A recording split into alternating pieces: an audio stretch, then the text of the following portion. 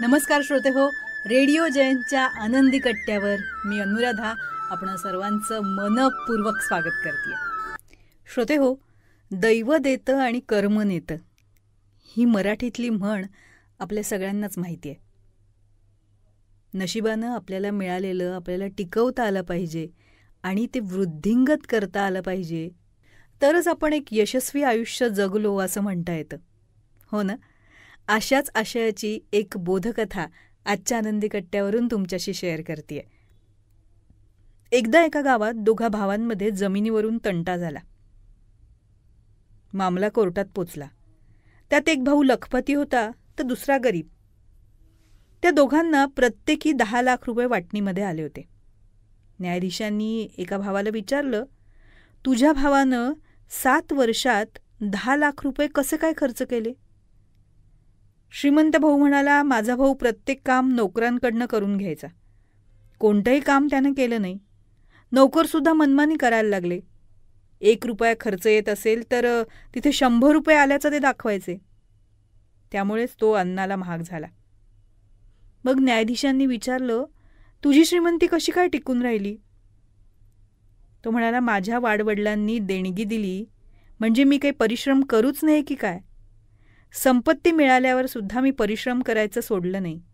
मी नोकरांवर कधीच अवलंबून राहिलो नाही.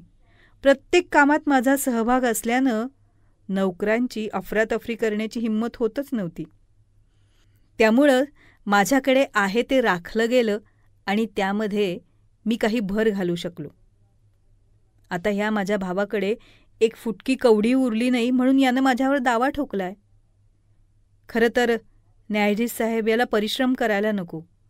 यानं स्वतःची संपत्ती स्वतःच्या आळसानं घालवली आणि आता माझ्या संपत्तीवर याचा डोळा. यावर न्यायाधीश महोदयांनी सगळे साक्षी पुरावे तपासले आणि श्रीमंत भाऊ त्याच्या बुद्धीच्या जोरावर आणि परिश्रमाच्या जोरावर श्रीमंत असल्याचा निर्वाळा दिला. श्रोते हो, खरं तर गोष्ट अगदी छोटीशी आहे, पण त्यातला बोध अर्थातच मोठा.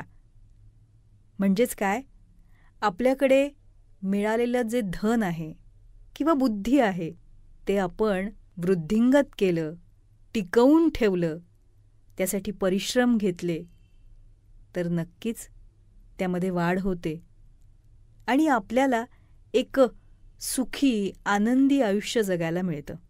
म्हणूनच दैव देतं आणि कर्म नेतं ही म्हण प्रत्यक्षात होऊ नये यासाठी जे आपल्याला मिळालं आहे ते परिश्रमानं टिकवूया आणि त्यात भर घालण्याचा प्रयत्न करूया.